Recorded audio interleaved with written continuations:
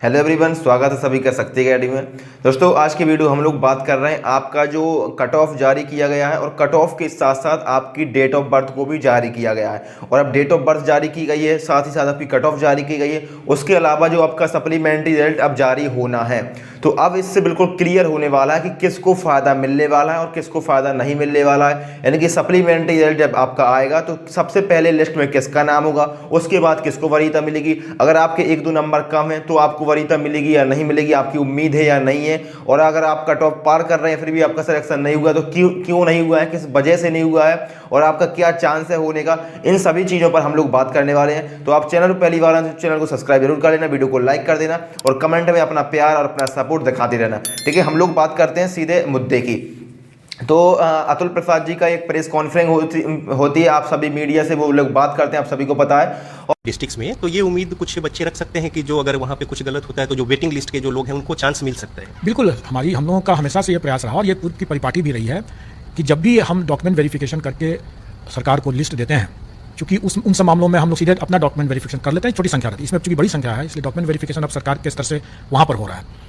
तो जब भी कोई सरकार के समक्ष जब जाता है मामला योगदान के समय और पाया जाता है कि वो गलत है तो सरकार हमारे पास वापस भेजती है और हम लोग उस पर पूरक अपना सप्लीमेंट्री रिजल्ट देते हैं और वो हम लोग इस मामले में भी देंगे अभी। और उस प्रेस कॉन्फ्रेंसिंग में कहते हैं कि हम आपका सप्लीमेंट्री रिजल्ट यानी कि पूरक रिजल्ट को जारी करेंगे। अब पूरक रिजल्ट क्या होता है, उसमें क्या आपको देखने को मिलेगा, किसको फायदा होगा या नहीं होगा, पहले उसको समझिएगा।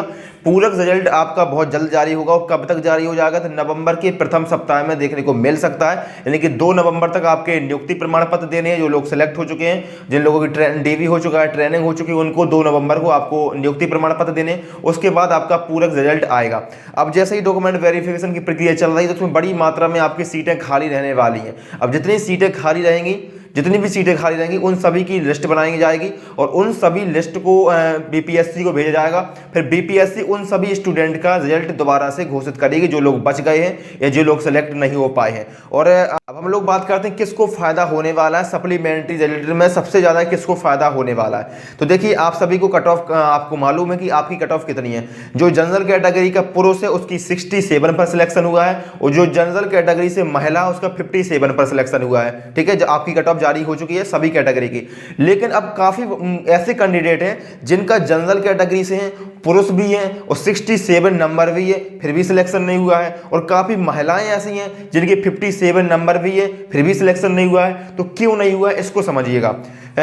जो भी बीपीएससी है, बीपीएससी ने आपको डेट ऑफ बर्थ के द्वारा आपका रिजल्ट जारी किया है। तो जो जनरल कैटेगरी का पुरुष है, जनरल कैटेगरी का जो पुरुष है जिसके 67 नंबर हैं, उसकी डेट ऑफ बर्थ उन्होंने 22 सितंबर 1986 बताया है। यानी कि 22 सितंबर 1986 से जिसकी ज्यादा डेट ऑफ बर्थ थी और 67 नंबर ही थे, यानी कि जिसके 67 से 68 नंबर, 69 नंबर, 70 नंबर इसके भी होंगे तो उसका तो सिलेक्शन हो चुका है। लेकिन जिसके 67 नंबर हैं, 67 नंबर जिसके हैं और उसकी डेट ऑफ बर्थ 22 सितंबर 1986 से ज्यादा है तो उसका सिलेक्शन हो चुका है। और जिसकी डेट ऑफ बर्थ 22 सितंबर 1986 से कम है तो उसका सिलेक्शन नहीं हुआ है। तो सबसे पहले जब आपकी सप्लीमेंट्री रिजल्ट जारी किया जाएगा तो 22 सितंबर 1986 से जिसकी डेट ऑफ बर्थ कम है उसी को मौका मिलने वाला है। ठीक है, सबसे पहले आपका ही लिस्ट में नाम जारी होगा तो पहले 1986 वालों को मौका मिलेगा, फिर 1987, फिर 88, 89, 90 से बढ़ते क्रम में चले जाएंगे। यानी कि जिसकी उम्र ज्यादा है, जिसकी एज ज्यादा है, वरीयता उसको दी जाएगी। तो 67 नंबर पर बहुत ज्यादा कैंडिडेट हैं, तो बहुत ज्यादा कैंडिडेट हैं तो सबसे पहले 1986 वाले को, फिर 1987 वाले को, फिर 88 वाले को, 89, इस प्रकार से आप पहले 67 वाले साले के साले आपके कैंडिडेट भरे जाएंगे। उसके बाद जिसके 66 नंबर है, यानी कि 1 नंबर कम है, उसमें भी इसी प्रकार से डेट ऑफ बर्थ के अकॉर्डिंग आपका भरे जाएंगे। फिर जिसका 1 और नंबर कम है, जिसके 65 नंबर है, उसके इसी क्रम में डेट ऑफ बर्थ के क्रम में भरे जाएंगे। तो डेट ऑफ बर्थ आपकी 22 सितंबर 1986 तक ही अभी फिल की गई है। अब 22 सितंबर 1986 से जिसके ज्यादा है उसको अब सप्लीमेंट्री रिजल्ट में उसका रिजल्ट आएगा। उसके 67 नंबर है, 67 नंबर है फिर भी सिलेक्शन नहीं हुआ था तो अब आपका सिलेक्शन होने वाला है। और अगर आपके 67 नंबर से 1-2 नंबर कम है तो फिर आपका भी सिलेक्शन होने वाला, आपकी भी उम्मीद है। अब बात करते हैं जनरल कैटेगरी की जो महिलाएं हैं, उनकी कट ऑफ 57 नंबर थी, 57 थी। अब ऐसी तमाम प्रकार की महिलाएं कैंडिडेट हैं जिनके 57 नंबर है, 57 नंबर है फिर भी सिलेक्शन नहीं हुआ है। तो क्यों नहीं हुआ है इस चीज को समझिएगा। आपकी डेट ऑफ बर्थ 1990 से ज्यादा होगी, मतलब 1990 से आपकी कम होगी, ठीक है। 1990 तक ही उठाया गया है। 1900 अगर आपका 91 है, 92 है, 93 है, यानी कि 10 जुलाई 1990 तक ही लिया गया है। अभी अगर आपके डेट ऑफ बर्थ 11 जुलाई 1990 है तो भी आपका सिलेक्शन नहीं हुआ होगा। 12 जुलाई 1990 है तो भी नहीं हुआ हुआ, यानी कि 1990 से अगर आपकी कम है, 1990 से अगर आपकी कम है, यानी कि आप 89 है, 88 है, 87 है तो आपका सिलेक्शन हो गया होगा। लेकिन अगर आपकी 91 है, 92 है, 93 है डेट ऑफ बर्थ तो आपका सिलेक्शन नहीं हुआ होगा।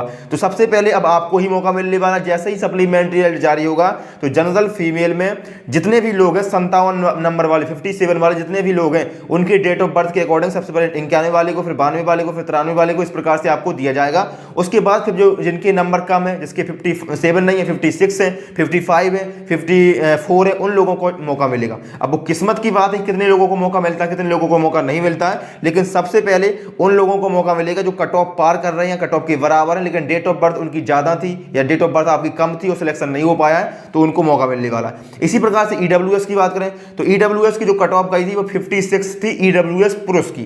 जो बिहार के लोग हैं, ईडब्ल्यूएस का लाभ बिहार के लोगों को ही मिला था, तो ईडब्ल्यूएस पुरुष की 56 पर सिलेक्शन हुआ था। लेकिन तमाम प्रकार के ऐसे स्टूडेंट होंगे जिनके 56 नंबर होंगे, 56 नंबर होंगे, फिर भी उनका सिलेक्शन नहीं हुआ होगा। तो क्यों नहीं हुआ? डेट ऑफ बर्थ की वजह से नहीं हुआ।